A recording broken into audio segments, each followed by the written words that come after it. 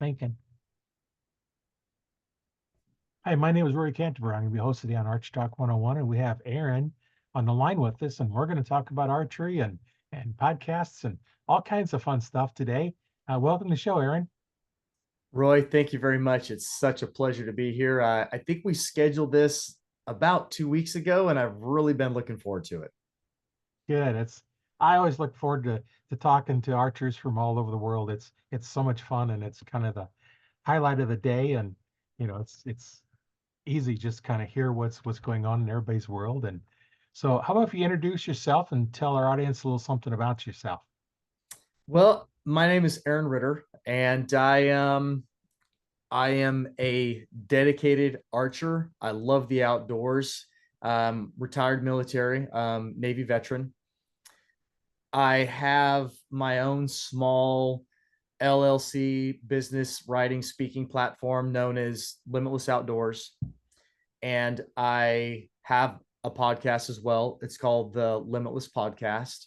And then I believe the reason why you really wanted to rip a podcast with me, Roy, is I am the founder and president of a nonprofit. It's called the A3G Initiative, the Annual Amputee Archery Grant Initiative. And it founded to You're starting to break up. and now package hands of an E. Interesting. Do you hear me now? Yeah, your video actually kind of went out a little bit. Now I think you're back. Okay, sorry about that. So the A3G initiative was founded to put an archery and outdoor package in the hands of an amputee to leverage the sport of archery for mental and physical improvements in life and their quality of life. And we're in our third year now. So that's a little snapshot about me. I was born and raised in Washington State. I now have retired and reside on the eastern shore of Maryland. Yeah, that's quite uh, an inspiring thing that you're doing for those that have some challenges. So let's learn more about yourself. I want to get into talking more about that here in a little bit, but first, like, what got you started in archery? Oh, that'd be my father. I I was uh, I was introduced to the outdoors by my father and his father. They were both avid hunters, avid fishermen. Washington State. I grew up in a small town on the Columbia River. It is called Washougal. It's Southwest Washington, and Washougal is right on the Washougal River where it converges into the Columbia River. So I grew up fishing for what we call silverfish, salmon, trout, and steelhead. I've fished from the bank. I've fished out of float tubes. I've fished out of drift boats, jet sleds, power boats. I've fished all the tributaries in Southwest Washington and a couple of them over in Northwestern Oregon, up and down the Columbia. Um, I was I was raised hunting for deer and elk on Mount St. Helens. My family owned property on the Toutle River for 3 generations. That's where I harvested my first black-tailed deer. My dad put a yellow fiberglass bow in my hands when I was probably 5 or 6 years old, and I would stand in the backyard in front of a hay bale. I'm shooting arrows in the backyard. And when I was old enough, he put a bear recurve in my hands, and I shot traditional archery until I was 16. And at 16, I had a job and I had a car, so I drove into one of the archery shops that my dad spent several decades of his life attending, and purchased my first compound bow, which broke his heart. But it was a Martin Lynx tag. This is back in the 80s, and I transitioned to compounds. I hunted a lot with modern firearm with my father, and but I would transition back and forth between modern firearm and archery. And then I went in the Navy, and I didn't hunt avidly for a couple of years. I was traveling the world and doing stuff for the Navy, but I would come home on leave and hunt with my dad. And And then I got out of the Navy to become a fireman. And that pursuit led me to Eastern Washington, to a city called Walla Walla. And I went to college in Walla Walla for my fire science degree, and was ultimately hired by the city of Walla Walla as a firefighter EMT. And I hunted the Blue Mountains.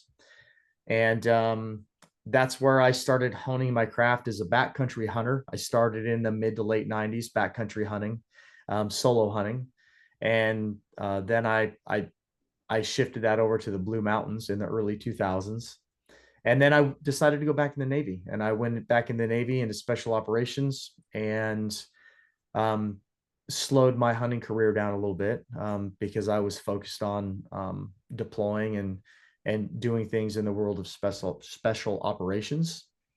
And in 2012, I lost my leg after a combat tour in Iraq. I came home and had my leg removed by a tree while riding a Harley Davidson, and spent the next 9 years. Well, not 9 years. I served 9 years on a mental leg, but I spent 2 years fighting to stay back on active duty. And I ultimately received my medical waiver, and I went back to full duty in a deployable status. And when I retired, I decided that going back into the wilderness where I needed to be to continue my journey towards mental health, improvements in mental health, and just going back to my roots. And so I picked up my backpack for pleasure this time, and I got back to my backcountry hunting roots, and that's where I've been, Roy. 2000, and I started really getting back into the hunting world in 2017. Started hunting whitetail for the first time in my life out on the East Coast. I got into tree saddles. Tree saddle hunting and backcountry hunting are my two outdoor passions outside of serving others. And so I have now combined the two. I backcountry hunt with a tree saddle. I do it all over the Appalachian Mountains. I hunt nationwide, but living here on the East Coast, I've really started putting that backcountry tree saddle footprint and applying it to the Appalachian Mountains, and I'm just having an absolute blast doing it. And I do it with a bow. I do it with a muzzleloader. I do not hunt with a modern firearm hardly at all anymore, but primarily archery, and it's a lot of fun, Roy. Yeah, it sure sounds like, quite a career, Navy and then out of the Navy and back in the Navy and then getting in an injury and it's nice that you're able to continue on life, whether or not you had a real leg or artificial leg. It's nice that you're able to do that and that's real good we can do that. I know there are some challenges out there. Some people have them. I've met Matt Stutzman a couple of times. Um, he's referred to himself as the armless archer. He's born with no arms, Yeah, and he shoots a compound bow. yeah, it's amazing. Very good shot too. So yeah, It's it's a mental piece. It's something that I identified immediately walking through the halls of Walter Reed's Military Medical Center.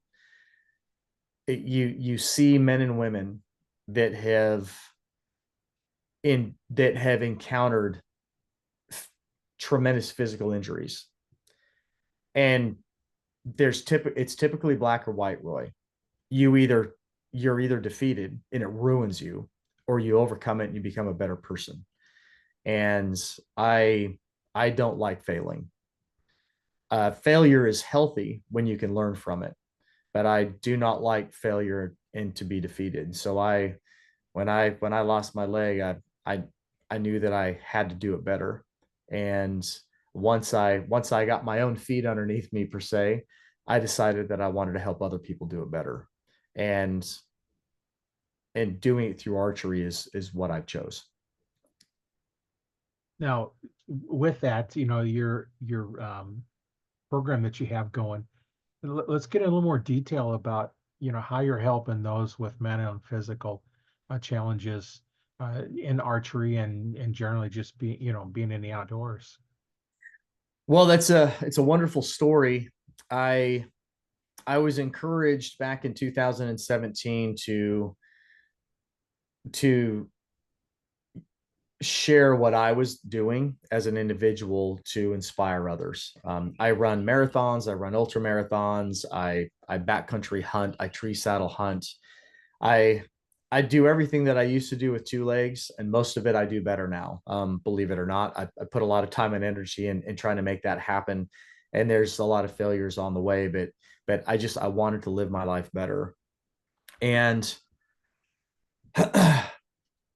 I through that process I met some incredible people, and I knew that I wanted to do more than just share videos and images and stories about what I was doing on social media. There's more to helping others than just posting on Facebook and Instagram. And so I started the Limitless Outdoors LLC. I do some writing, I do some gear reviews and some self promotion, but that self promotion is showing other people that, hey, no matter what curveball life is throwing you, no matter what injuries or health problems that you're enduring, there's always a way to go out and live out your dreams or accomplish things that you wanted to do. And through that process, I met an individual that is a very well known brand and name in the archery industry, and that's Chris Ham of HHA Sports. And he and I met to do a podcast, and we had some technical difficulties. And so we just sat on the phone and chatted for about an hour. And he shared with me about the reasoning behind starting the HHA USA organization, that 501c3. And when he and I hung up, he had inadvertently planted a seed, Roy. And that was on either a Thursday or a Friday. And I chewed on that for several days. And that next Sunday morning, I was sitting on the couch with my wife drinking coffee, and I knew that I needed to do something different, something more. I wanted to help people. I love watching people learn, and I love watching them overcome and succeed. And I was sitting on the couch with my wife drinking coffee, and I told her, I said, honey, I need to do something more. I want to start a nonprofit. I want to I want to put archery equipment in the hands of an amputee and use that tool to improve their quality of life, their mental health, their physical health, and help move them forward. It was a tool that I used, and it's a tool that I still use. And my wife looked at me and she said, okay, so what does this look like? And I said, well, I want to put together a bow package. I said, I have big dreams. I like to dream big and chase those big dreams. And I said, initially, if it's this first year, I want to put everything that a person needs to shoot. I want to put it in their hands so that they can shoot a bow. They can, they can, they can experience that focus, that relief, that mental clarity that you achieve when you're shooting your bow. And I said, that's what I want to do.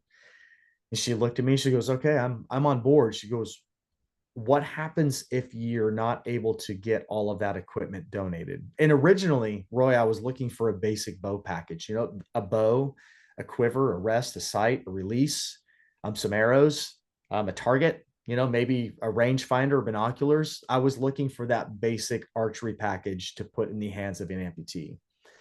And she said, what are you going to do if you can't get that stuff donated? She goes, are you willing to spend our money on that archery package to make that happen? And I looked at her and I said, I am. I said, if you're willing, I am 100% on board with doing that to get this off the ground. And she said, then I'm in. We're willing to help put that together if we need to, because that's what you advertised, and I'm in. Let's do it. So that's what we did the first year.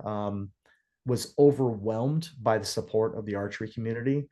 Um, we put together over $8,500 worth of industry leading archery equipment our first year, and we did it within a couple of months.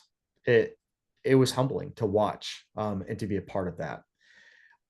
Through that process, I met a gentleman by the name of Christopher Dunlap. He's retired Army, lives in Texas. We met kind of through Badlands. We both wear and believe in a Badlands gear, love their camo. And that's how he found me and saw what I was doing.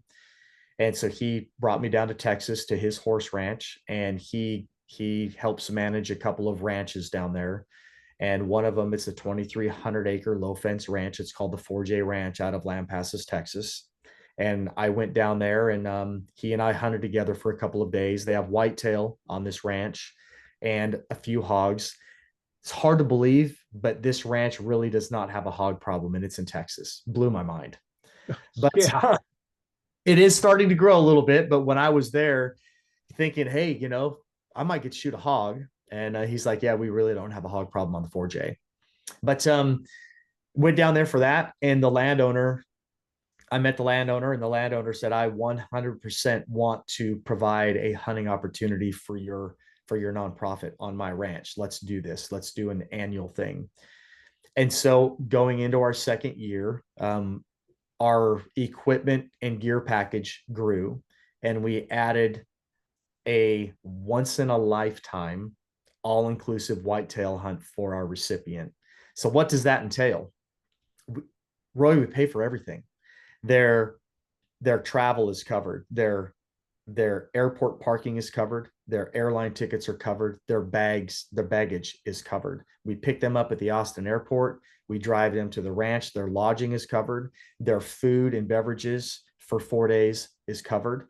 It's one-on-one guide. So last year we had the hunt on opening weekend of archery season for Texas. So they were the first person to hunt the ranch. They were the only person hunting the ranch with a one-on-one guide for that opening weekend. Their meat processing is covered. A full shoulder mount is covered. The shipping of all of that is covered. And then we send them home.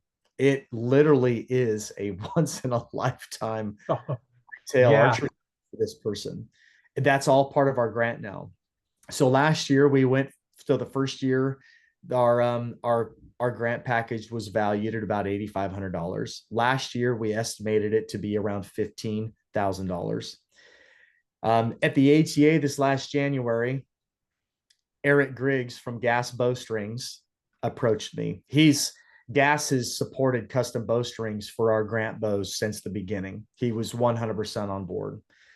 And he approached me, said, Aaron, I love what you're doing. I love being a part of what you're doing. I want to offer the A3G an opportunity to add to what you're doing for these amputees. He wanted to establish more of a foundation in the archery journey for our recipient, Roy. So a couple of weeks ago, this event actually took place, and this is how you and I were connected. Eric offered to host the A3G Initiative and our recipient at the gas facility in Kentucky to build the bow with the recipient present, put gas strings on it, and then have his archers that are there, that are on his team and working at the facility, provide one-on-one coaching for our recipient for a day. And so we did. And we now believe that our grant that we do, this annual grant, is value of over $20,000. But what took place a couple of weeks ago at that gas facility, Roy, you cannot put a monetary value on that. It was life-changing for everybody that was there. We filmed it, and we're going to be publishing and releasing a film on it within the next couple of weeks. Everybody that was there walked away different, better, and looking forward to doing it again next year. I get so excited every time I get to tell the story about what happened in Kentucky a couple of weeks ago. It was inspiring. Yeah, that was amazing. And to have a full day of one-on-one archery instruction, I can just imagine, um, you know, I've spent 45 minutes to an hour with an archer, and was able to take them, from 8-inch groups down to 1-inch groups. So I can imagine, you know, how the improvement in their archery is by being able to spend most of a day with a coach, learning all the things in there. And then especially if you get a coach that knows how to work through the problems, of somebody with a physical handicap or mental handicap. And it's the part I like about teaching is when all of a sudden that student light bulb goes on and they get what you've been telling them. And that's the part that's really nice when we're teaching somebody is all of a sudden it connects, and now then they're taking it to the next level. And you know that's the fun part of teaching archery is getting all that, and then watching all the growth. And you can't focus on anything except shooting when you're shooting. So you have all the worries you have to go away. And that's the nice thing about archery is while you're shooting that bow, you're only focused on one thing, where the arrow we want the arrow to go. That's right. So you got one focus and everything else disappears.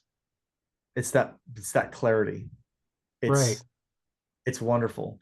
So the A3G, Roy, and this is something that we need to figure out how to communicate and advertise better. I'm a veteran, and the majority of my board of directors are veterans. The A3G is not focused on veterans. It's any amputee 18 or older in the lower 48. And that may change in the future. And when I say that may change, meaning that we may reduce the age requirement to a younger age. But right now it's 18 years and older for some legal and insurance reasons. Right. And also for how we're able to host and conduct things at a couple of at the events, for lodging and care and different things. Right now it's 18 and older. Right now we restrict it to the lower 48 because the individual that donates the funds for travel, we don't think that would be able to cover and afford flying somebody from Alaska, Hawaii, Puerto Rico, Guam, one of our territories. We don't have the funding to do that yet. So and also some of the gear that we receive for them, we have to ship that to them, and shipping to Alaska, Hawaii, Guam, Puerto Rico is more expensive. We don't have the Right. financial backing yet to do that. So right now, in our third year, our requirements are be an amputee, 18 years or older in the lower 48. You can be male or female, a veteran, a non-veteran. It's your military status, your first responder status is not a requirement. And whether you're an upper limb, a lower limb, a single limb amputee, a bilateral amputee, if you're missing all your limbs, the basis of the A3G is to help that individual, that recipient, learn how to overcome an obstacle and use archery to better their quality of life. And I'm going to use this year's recipient as an example of how that works.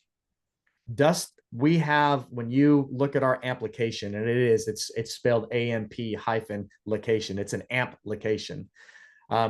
We have a crossbow on that application, Roy.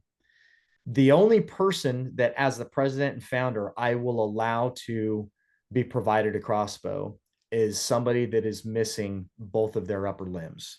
In my mind, and the mission of the A3G, again, is to help people overcome their obstacles. And that's our slogan, catchphrase, mission statement, whatever you want to say. It is overcoming obstacles through archery.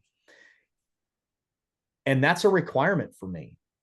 And when Dustin filled out his application, he selected that he wanted a crossbow. He did not think that he could shoot a bow. He has both of his upper limbs. Now his right hand is deformed, and he has 4 fingers. He has a thumb and 3 fingers, and he has reduced strength and articulation in that right hand, and it's his draw hand.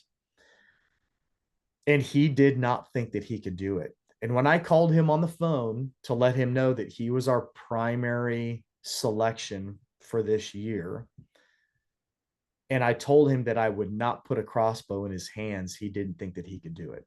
And I told him that that was the requirement. You either put your trust in me and our program and what we have to offer him.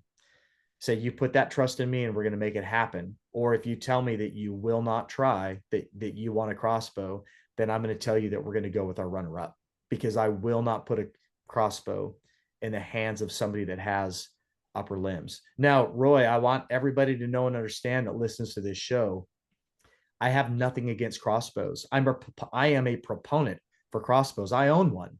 I've harvested deer with one. I harvested deer with a crossbow because growing up in Washington State, I wasn't allowed to do it. They were illegal. And my dad had no interest in a crossbow. I wanted to harvest a deer with a crossbow. So I bought one and I did that. Then it became a tool for me that I use as a low barrier of entry for people to get them into hunting and or archery. I can take somebody that has never shot a bow, that has never been hunting a day in their life. I can bring them to my location. I can introduce them to the crossbow. I can teach them how to shoot the crossbow. We can go through crossbow safety.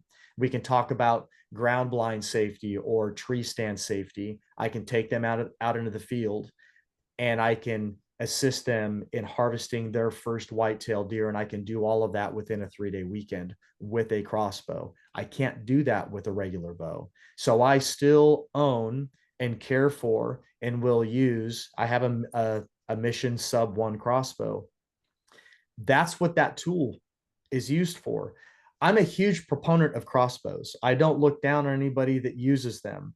But what I will not do is put that tool in the hands of an amputee that applies for the A3G initiative if they have both of their upper arms. Because again, the foundation of my grant, the foundation of this program, is to help people overcome their obstacles. I want them to learn and see that they can get better, and then they can apply that to so many other aspects of their life.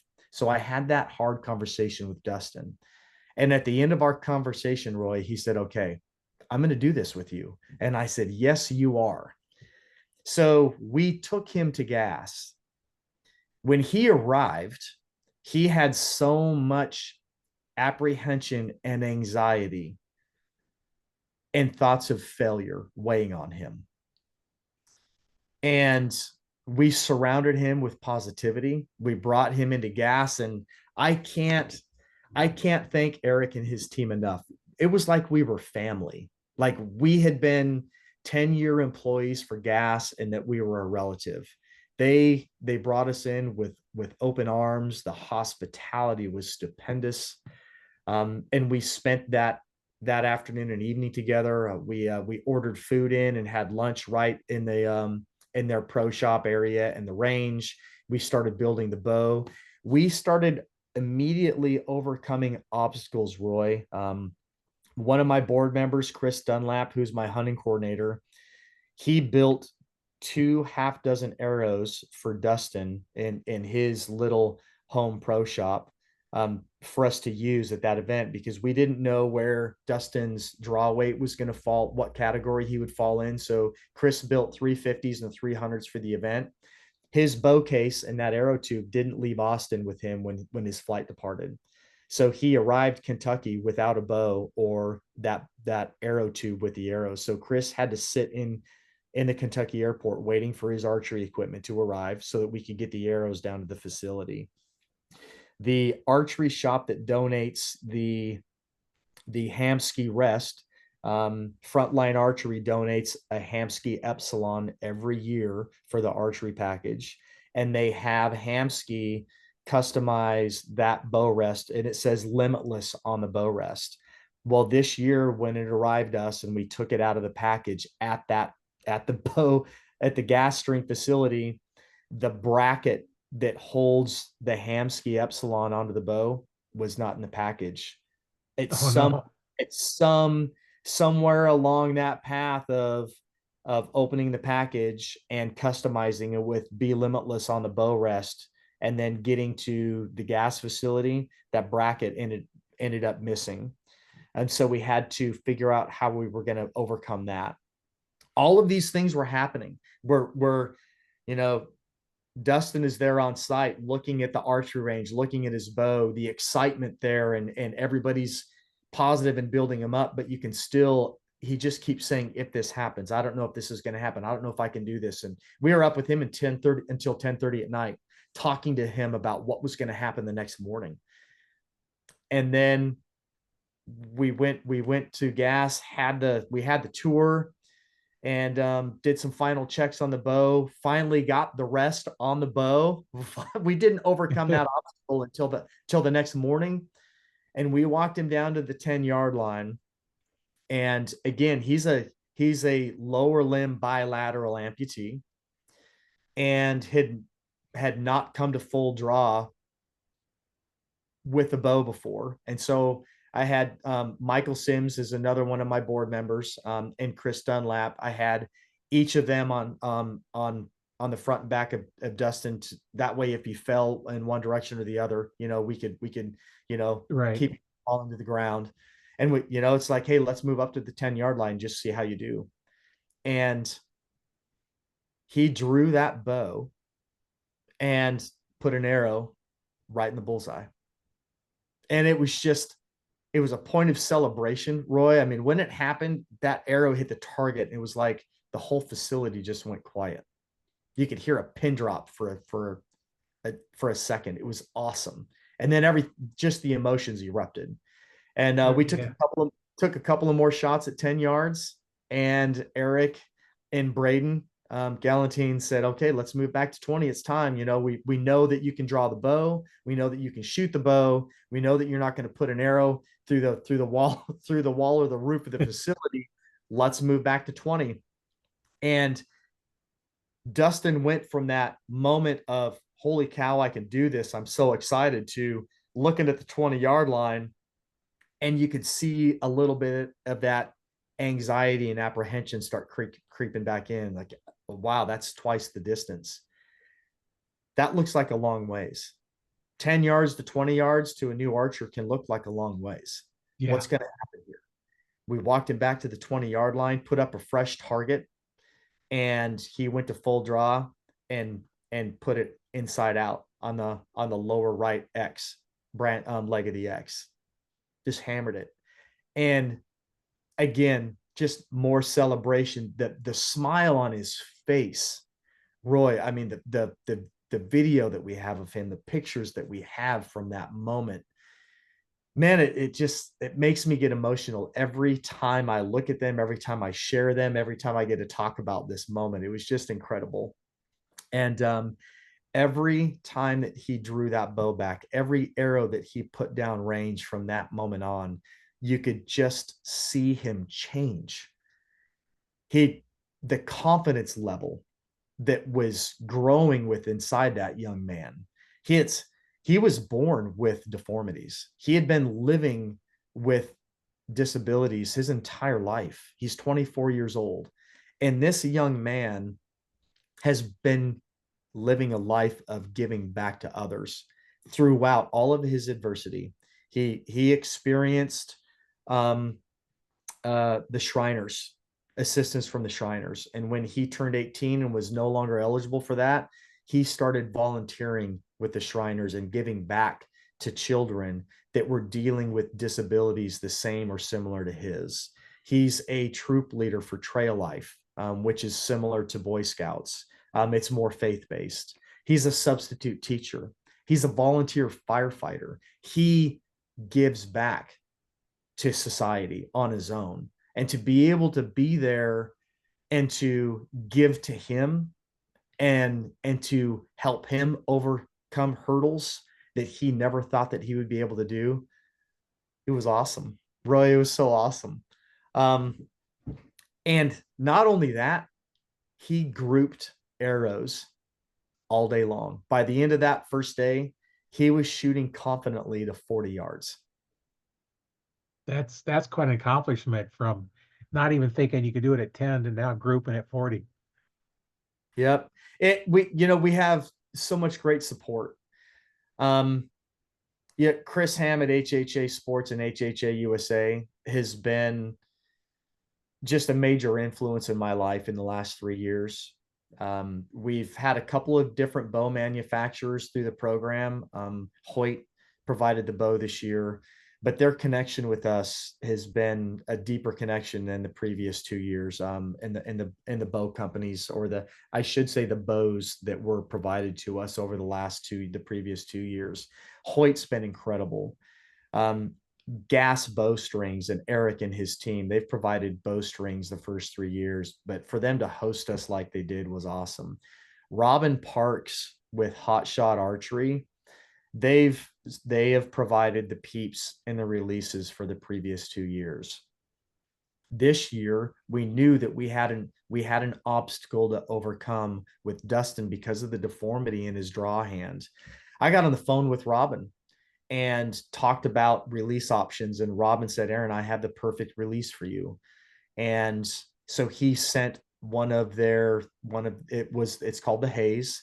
It's a thumb release, but it's on a wrist strap, because Dustin tried a index caliper release and he can't manipulate the index trigger correctly due to his hand deformity. Right.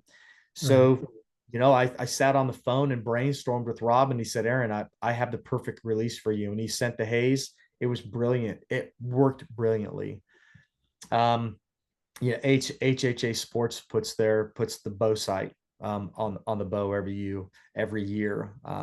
Lakewood sends us a bow case every year so that they can put their bow and their arrows in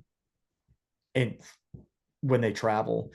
We have a myriad of other folks that I could sit here and just list, Roy, that have been instrumental in making this 501c3 successful. But for that moment, that time at Kentucky, those were the major players that made that event happen. Vortex, binoculars and a rangefinder for him to use on the range and out in the field. And it's just, again, I was talking about a crossbow, and that I'm adamant that I will not give a crossbow to somebody because they want it, or because they need it, or because they want to replace their old one. We only give a crossbow to somebody that's our only option to make them successful. And that we have the support of 10 Point found out about us. I was introduced to them, and they are 100% on board with putting a 10 Point in the hands of a recipient if that ever happens. But it's trusting the people around you, the archery community. When you get off of social media and all the garbage and trash that Yeah. litters social media, when you get boots on ground with the archery community, it's a family. It's so positive, it's so supportive. And when people find out about other people that are trying to do great things, they want to be a part of that, and they want to help people. And when we can take all of those tools at our disposal, and we can take the positive, faithful outlook that we have at the foundation of A3G, and we can pull in that recipient and say, hey, we can use archery to change your life, because it's changed my life. It's changed every member of my board. I'm sure that archery in some way, shape, or form has changed your life, and probably nothing for the better. And when we can do that, we get to do it every year. And it's one of my favorite things to do now.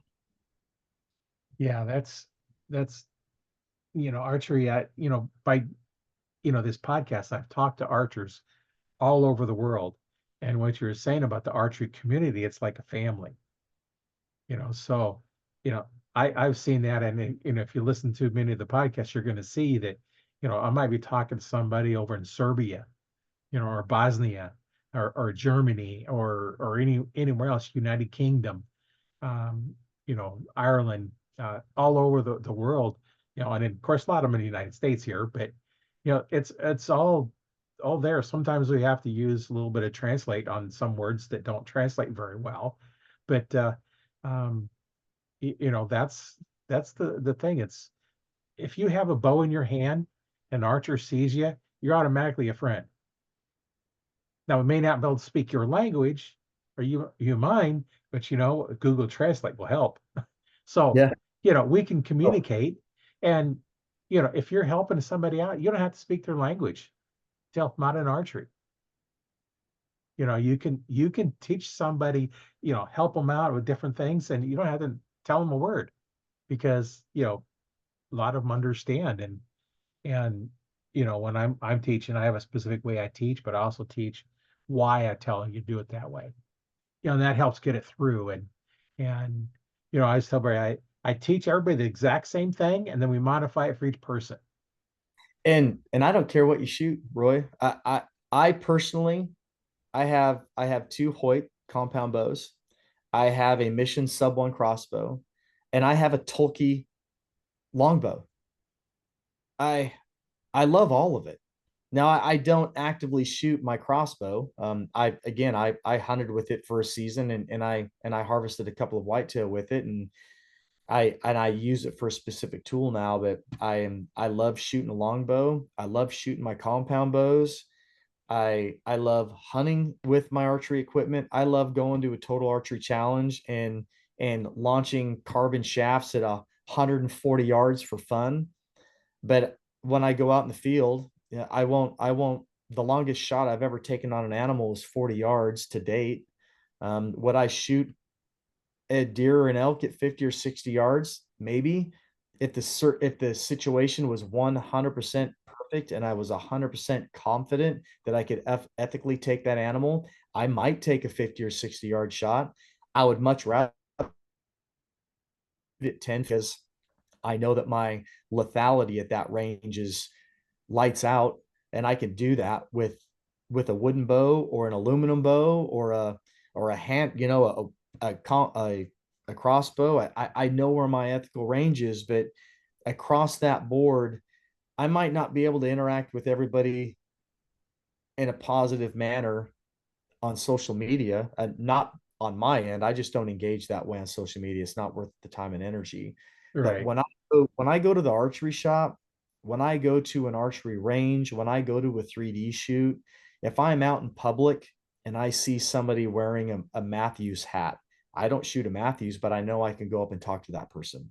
If I see somebody that has a tree saddle sticker on the back window of their vehicle, I know that I can go talk to that person. When you get face to face with somebody, or when you're in an event with somebody, you know that you're going to have a positive interaction. You're probably going to gain a friend. You might possibly learn something, and you're going to be better for that moment in time. And that's what I love about the archery community. It's so positive. Yeah, yeah, it is. And um, you know, I've got a Ben Pearson 25-pound fiberglass recurve from the 60s. It was my first bow. I don't shoot it anymore. It still has a string on it, but I won't string it because the fiberglass pins hole. It's not very good. I have a PSE recurve. I have a PSE Carrera, a PSE Scorpion, and then I have a Bear. I forget. I bought it a few years when I worked at Cabela's. We got a lot of returns in, and they was selling them off to whoever really cheap. And I managed to get this $900 just plain bow for $100, $200, something like that. But I had to fix it. Being a tech, I had to fix it. I had to make a new string and all that kind of stuff for it. And I never shot it, but you know, um, brand doesn't really matter as much. Um, most bow manufacturers nowadays, they all make good bows. They're all incredible. Yeah. Pick one up, put it in your hand. Does it feel good? Okay. Consider. If it don't feel good in your hand, put it back. It don't feel good. You don't want it. I know PSC bought Browning Archery, and they come out with a bow that had counter rotating cams at the top, so they rotated different directions, which was interesting. And I was like, this is kind of cool. And I tried to set it up for me. I could not get that bow to set up for me for nothing. I wanted to shoot it, and it just would not fit me.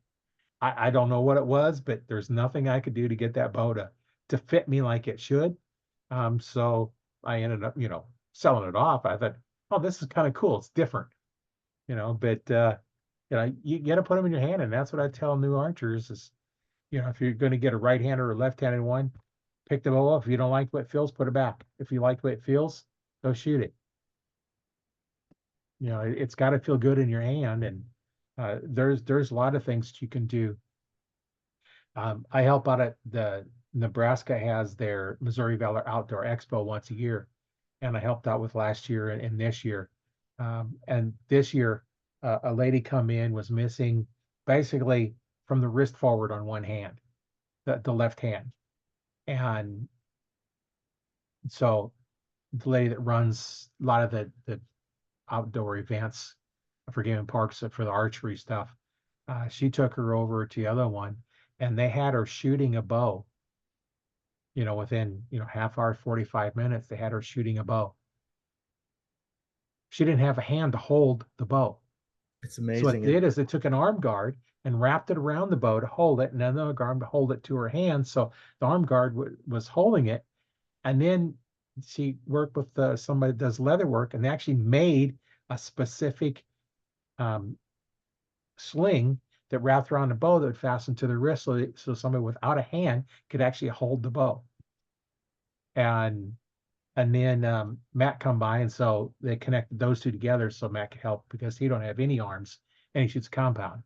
So they was able to get connected to help her get set up. And that kind of stuff is what's the fun part.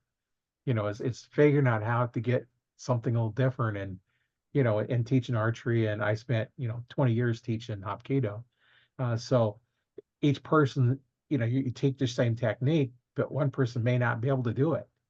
Somebody else, you have to teach them a little differently. So you can only tell somebody the same thing multiple times, so many times before it doesn't really do any good. So that's kind of the fun part is figure, okay, how can we solve this?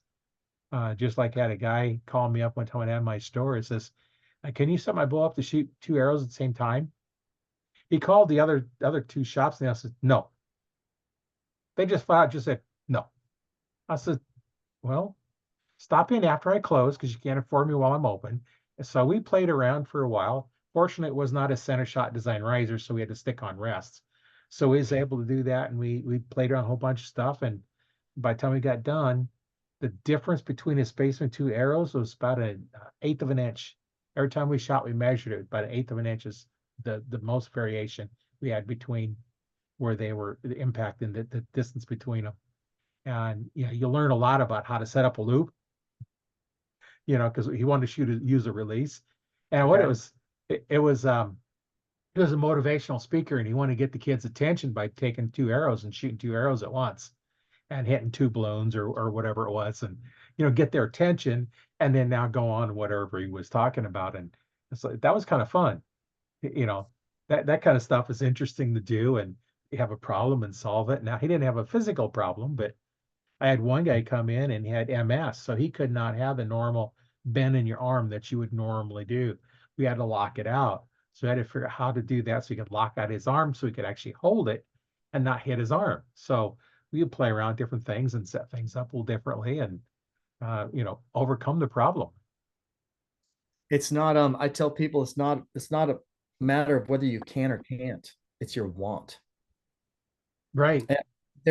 And that applies to so many things. There's people out there that make a tremendous amount of money, but their credit scores like 300 or 400 because they don't pay their bills. It's not because they can't. They have hundreds of thousands of dollars in their bank account. They just choose not to pay their bills. So that's not a matter of can or can't. It's want. I don't want to sit down and pay my bills.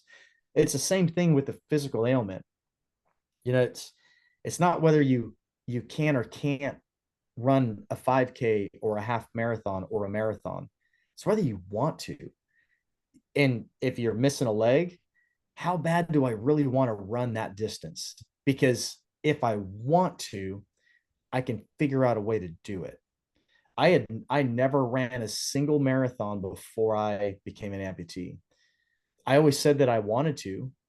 I said I wanted to, but I never really wanted to because I never did it. I was fully capable of it. I'd been a runner my whole life, but I never ran a marathon until after I lost my leg. And after I lost my leg, then it became a holy cow. Am I going to be able to do this? I need to try, because that's one thing that I wanted to do in my lifetime, was to run a marathon. And so I did it. And after I did it, I became a little addicted to it. And then I ended up running ultra marathons. Right now, my personal best distance is a 60K. And again, that was all on a prosthetic leg. And I say that because apply that to a person that looks at archery, that might be suffering from a physical or a health impairment, and they think that itself is going to keep them from being able to do it. And it's not whether you can or can't, it's whether you want to. Because if you want to, you can get the support of people around you that are going to help you accomplish Right. that goal. Just like you were talking about the individual that was missing the arm, and started taking leather products and the arm guard and straps and fashioning a way to secure that bow so that they could shoot that bow. If you want to do it, we're going to find a way. But that want's key. I Right. just love I Yeah. love watching that happen. I love watching the light bulb come on.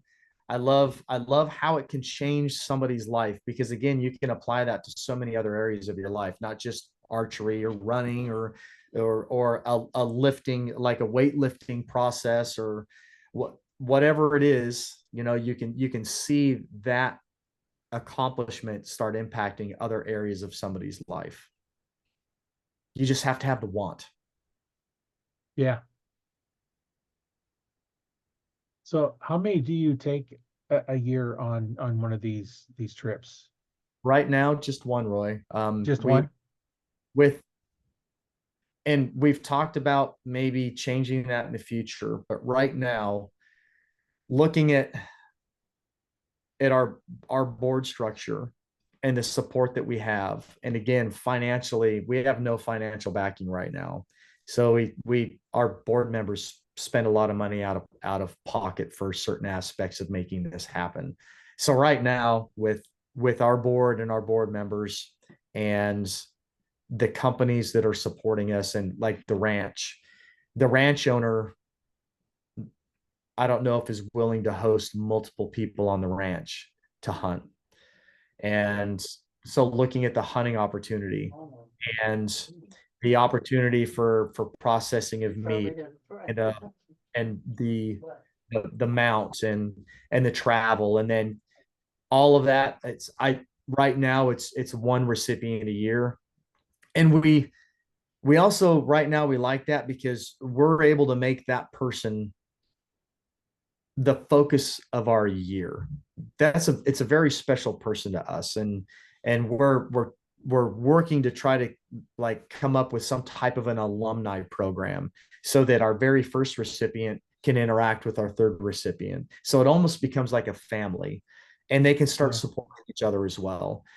And and I've looked at other organizations, Roy, that they'll go out for a day or a weekend, and they'll host maybe 15 or 20 people, whether it's veterans or it's other disability categories. But I look at veteran organizations quite a bit because I'm friends with some of them, and I'm a veteran myself, and so I do have a soft spot in my heart for my brothers and sisters. But I Right. look at some of these other organizations, and they're maybe every couple of months, they're going out and they're doing a big golfing tournament or a golf outing, or they're going on a fishing trip, or they do a camping trip or something. And they have 5, 10, 15, 20, people there that are attending and a part of it. And there's been times where I look at that and I think, man, I need to be able to impact more amputees than just one a year. But then I look at what they do and what their process is, and then I look at what we do, what we're doing in that year time frame. And right now, I think we're doing it right. I think that by taking that one recipient, by going through that application process and interacting with that person and really getting to know them on an individual basis. And now we get to take them to gas. Although Eric at gas, when it was over, he looked at me, he's like, Aaron, when are we doing this again? Is there somebody else that we can do this for this year? How many more do you have this year? I want to do this again, because again, I stated earlier, it had such an impact on everybody that was there. It makes you hungry. You want to go do this again. And it's like one person a year right now, in order to do everything that we're doing for them. I don't know if we can do that for multiple people a year right now. Would we like to? Obviously, we'd love to. But right now we're not able to. Yeah, and if you just take, taking them to gas, if you just do that part of it, that's not the complete, everything where you take and you really make a change in their life. You just, well, you're getting a bow set up, you're getting some instruction, that's not as I don't see that as, the complete transformation that you're able to do with somebody when you spend a whole year with them. And we've grown. Like the first year, it was an archery package, and we had some outdoor stuff included in that. But I met the recipient at an HHA USA shoot up in Wisconsin, and I drove up there with everything in the back of my truck, and we presented all of it to that recipient, Andrew Masick, in person. There was no hunt involved. We were at a shoot together. We got to shoot some targets together. In fact, and Andrew texted me yesterday, and so we're still in contact. Last year, our recipient, we took him on the first deer hunt weekend, and it was amazing. And he left that event, and he came on the board for a period of time. And so we had that level of interaction. And now this year we have this interaction with Dustin, to where, now we had the gas event with him, and we're going to take him on the deer hunt later. And I communicate with Dustin weekly, and we're interacting with him through his process of obtaining a career, and working on other aspects of his life, and engaging with him. Several of us on the board are texting him. Eric Griggs is interacting with him on a personal basis.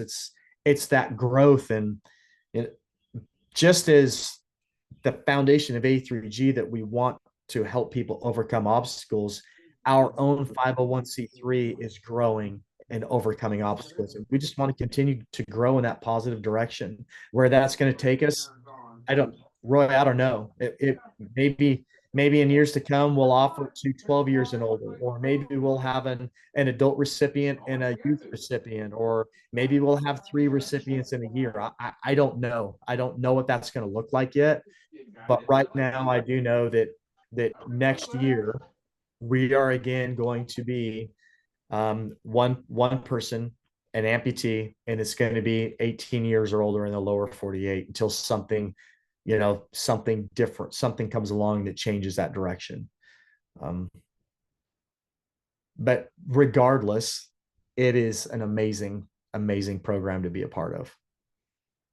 Yeah, it sure sounds like you're doing a lot of good work. And once you start going, this is what you said, your 3rd year doing it, and things can grow really quick, really big, really quick, with the right, stuff in play. Yes, it can.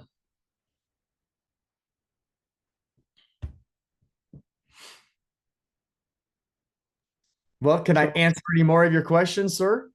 Oh, well, that's been, that's been a lot of good information, and you're, what you're doing for, the people with those, the problems, whether physical or mental, and just the mental change from, the last recipient, or I don't think I can do it. I don't think I can do it, to, they're doing it. And that's the hardest thing. We've talked about that before in archery. Now, archery is a mental game. You're 100%. you're gonna talk yourself out of that perfect shot. One of the things I used to do is I'd take a horizontal line and a vertical line, and just have them shoot at the line, anywhere on the line, and they're hitting this 1 inch wide circle is, I take, a marker or something and, or print out of just a line and they hit this 1 inch line horizontal and vertical. And then when you look at it, it's like, that's an X every time. They're hitting it every time. But then you put on an X, they can't hit it. Yeah. What changed? It's the mental aspect of that. And, right there, when I use that, it's like, okay, you can hit a 1 inch wide line. Don't care where you hit it. I can hit a 1 inch horizontal line. So that means you should be able to hit the X ring every time because you're hitting that line every time. Mhm. And then they shoot at the X and then they miss it. Well, why? It's all mental. And, you hear them say a lot, if you think you can, you think you can't, you're right. Yeah, and people talk to me about firearms. Yeah, I made a living with a firearm for a long time. I I I'm a proponent. I'm a firm believer in my Second Amendment. But I think and I know there's guys that might argue this. I know there's people out there that just love going to the range and shooting their firearms, and I love to shoot firearms, but I believe there's a significant difference between shooting a firearm and shooting a bow. I I don't believe that there is the same mental improvement in firearms as there is in shooting a bow. And I can shoot my archery equipment almost anywhere I want to. I can shoot inside my house or my garage. I can shoot in my shop. I can, as long as it's legal, you can and safe, you can shoot in your backyard. You can go down. There's a lot of local parks that have archery ranges. You can go down to your local park and shoot an archery. Go down to your local archery shop. They typically have some type of an indoor target you can shoot at. You have archery clubs. You can go to all these different archery events and you can shoot. You can shoot for yourself. You can shoot for a team. You can shoot in competition. You can go out to a 3D range and again just shoot against your own, like try to increase your own capabilities, and or you can go out and have some fun. I mean, you can do it at an Olympic level if you have that talent. There's so many ways and places that you can go and shoot your bow. And you know, with a firearm, you can go to the range with a box of 20 rounds, and once you pull the trigger 20 times, you're done. You either have to go buy more ammunition or you're going home. With a bow, if you buy a dozen arrows, until you lose or break those arrows, you just keep shooting those arrows just over and over and over again. And you might be having a bad day, and if you have the ability to walk out into your shop or your backyard, it takes one arrow. If I'm having a bad day, a lot of times I can pick up one arrow and I can walk out to the target, pick a range, and I knock that arrow and I draw, and everything else just goes away. And the only thing that I'm focused on is putting that arrow where I want it to go and execute that shot. And when it's done, sometimes that's all I need to do to change the needle on that daily compass into a different direction from wherever I was going. One arrow. Maybe sometimes I might shoot 3, 5. I might end up shooting for a half an hour. I don't know. Just depends on what the day needs. But I do know I do try to shoot one arrow a day. And sometimes it's all it takes is that one arrow to change my mental clarity for that day. You can't do that with a firearm. I live in an area where I can walk out on my back porch and shoot a gun. It's not the same. Yeah, But it's not. that's a world I, according to Aaron Ritter and Limitless Outdoors, right? yeah, yeah. In high school, I spent all 3 years on a rifle team, doing a lot of shooting and just like you said, there's still something different about shooting that bow as opposed to shooting that rifle or handgun or whatever gun you choose to shoot. Now, don't get me wrong, it's still fun to shoot them. Absolutely. Yeah. Um, but it's still my preferred weapon is still my bow. Although sometimes, depending on what's going on, I've got to use a firearm for it instead. But um, that's just whatever you want to use is fine. And, we talked about, the different types of bows and crossbows. I've got a description of archery. It's a stick with a string flinging another stick. It fits that category. It's archery. So what is a crossbow? Basically a stick with its string flinging another stick. What's a recurve? Compound, longbow. They're all sticks with strings on them flinging another stick.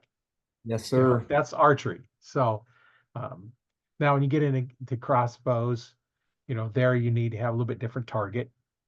Somebody come into my range when I had my store, I might recommend them putting a crossbow target up because they're so short they'll get buried in the foam target sometimes because it's not really designed for crossbows. The one thing I didn't let them use is broadheads. Yeah. Had a big old sign, $500 fine for shooting a broadhead into my target because it just tears them up, those layered foams. Um, but yeah, it just doesn't matter what type of archery it is as long as it's archery. I was listening to I'm a big Phelps game calls fan, and I listen to their podcast Cutting the Distance as much as I possibly can. And they they had a host here recently on one of their newer podcasts, and the topic of crossbows came up, and this individual stated it very well. And he said, I've never had a crossbow hunter ruin one of my hunts. He was like, I don't what I don't care if you shoot a crossbow. Just go hunt. Be ethical and go hunt. He's like, a guy carrying a crossbow in the woods has never ruined one of my hunts. And if somebody is in the woods and they ruin my hunt, it doesn't matter if they're carrying, whether they're carrying a compound bow, a traditional bow, a crossbow, a muzzle loader, a shotgun, a rifle. If somebody ruins my hunt, it's not because of what they're carrying. It's because of what they're doing. Right. So as long as you're out doing it, as long as you're buying that hunting license, as long as you're being safe, as long as you're promoting and being positive and joining together in the outdoor and hunting community and perpetuating that tradition and that lifestyle of being in the outdoors and pursuing wild game, I don't care what tool you use to do it. Just be positive and go do it. It's I just that's I don't know why there's so much animosity about a crossbow, but I do enjoy the fact of, in the military, all the branches give each other a hard time. It's happened since the branches were created. There's just always the joking and we have fun. But at the end of the day, if somebody that's not in one of those branches starts causing an issue with any of us, we're all going to back each other's play. Right. And I feel the same way about the outdoor industry. And for me, when I'm out, I will, again, it doesn't matter whether or not you would prefer to shoot a rifle or a muzzleloader or a crossbow or a traditional bow or a compound bow. At the end of the day, as long as you're doing it right, if there's somebody there that's against hunting, I'm going to stand behind you and promote what you're doing to continue to promote what we all love. And that's being in the outdoors, pursuing wild game. That's the most Yeah. important to me. Yeah, it is. And that the ones that anti-hunt, how much do they actually spend to promote wildlife as opposed to us hunters? They don't spend anything. We spend hundreds of dollars all supporting wildlife just so we can take care of them. And we like, when we kill an animal, we want to do it as quickly and cleanly as we can. You know, we don't like tracking them if we can help it. We've all done it. We've tracked some and never found them. Um, you know, we've spent 5, 6 hours sometimes trying to find that one animal that you hit that run off, not hurt, that you didn't even get a good hit on it. And and then you just do what you have to do and try and find them. If you do kill one, um, just do your best to find it. Well, sir, do we want to talk about any other topics? Well, tell us a little bit about Limitless outdoors that you have. So, Limitless Outdoors is where really it all started. And it is the canopy for everything that I do. So, Limitless Outdoors, I'm on Instagram, I'm on Facebook, I have a website, I do have a YouTube channel. Um, I I promote the outdoors, and it's not just about hunting. I promote an active, healthy lifestyle. I like to interact with people and engage on running, functional fitness, hunting and fishing, backpacking. I do. I've published a couple of articles for some magazines. I published a blog on occasion. I do some occasional gear review. The A3G Initiative is a domain of Limitless Outdoors. Limitless Outdoors is an LLC. A3G Initiative is a 501c3 nonprofit. I do have a podcast. It's called the Limitless Podcast. And it's based on the outdoors. It's not necessarily focused on hunting, but I typically gravitate towards hunting, and a lot of it is archery. And so that's Limitless. I do some keynote speaking. You will find me annually at some of the major outdoor shows, one or two a year. I will go and I will speak. And it's typically either on tree saddle hunting or backcountry hunting or the combination of. I absolutely love both of those. I spoke about it earlier in the podcast. That is outside of hunting people, tree saddle hunting and backcountry hunting is my passion.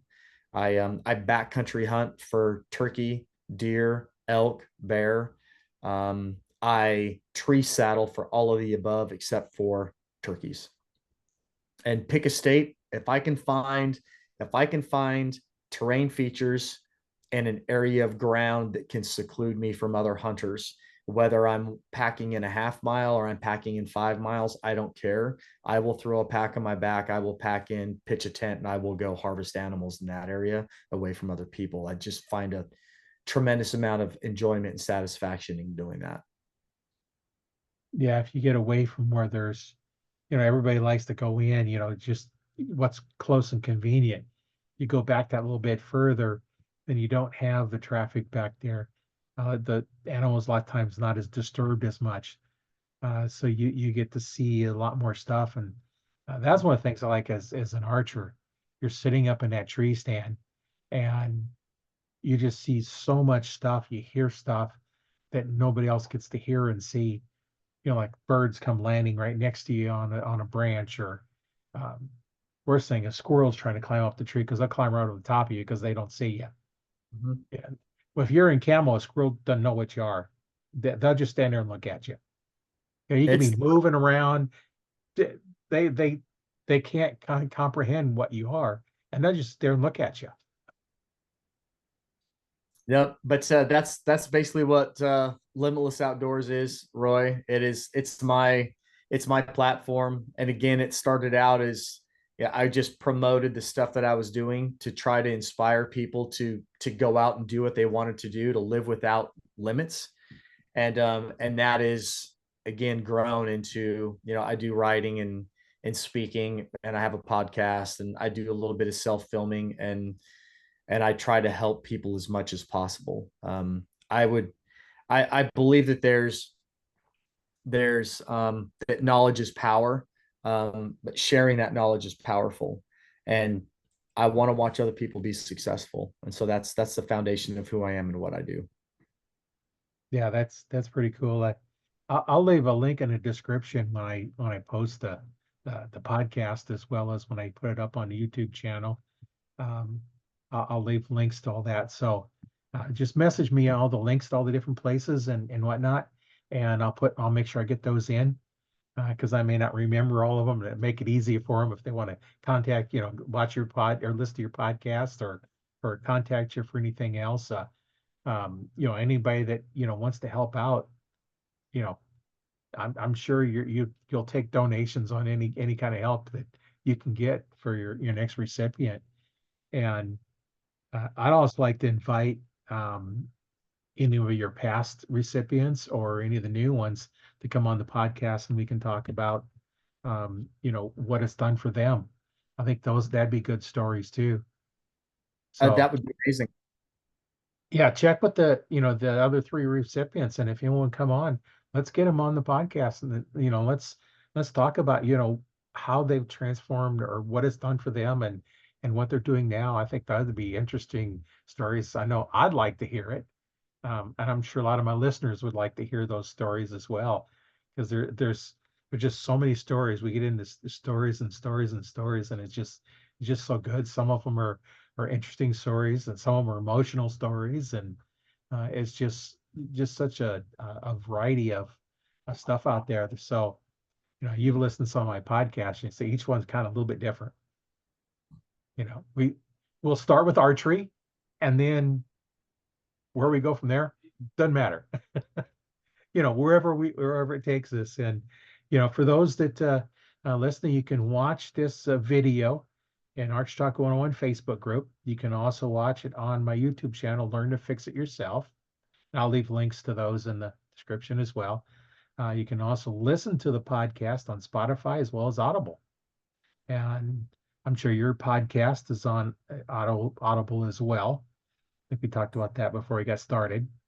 It's on So so I published my podcast on YouTube and all of the major podcasting platforms. yeah, and I'll leave links to those in the description, make it easier for them to find the podcast, and let's get the word out, and if you know anybody that might be in need of Aaron's services here, get a hold of him and fill out that application, because I'm sure there's people out there that can take advantage of this, because it sounds like from what you said, it's like this can change somebody's life immensely. That You is know, that is our intention. The application period is from January 1st until April 15th of every year. You can go to the website, and when it's open and available, we have a pop-up window. It's very simple. It's a Google form. It's all electronic. So you go to our website and click the link for it. It'll populate that Google form, and you fill out all the information and agree to some of the things that we require, and hit submit, and it comes to the board.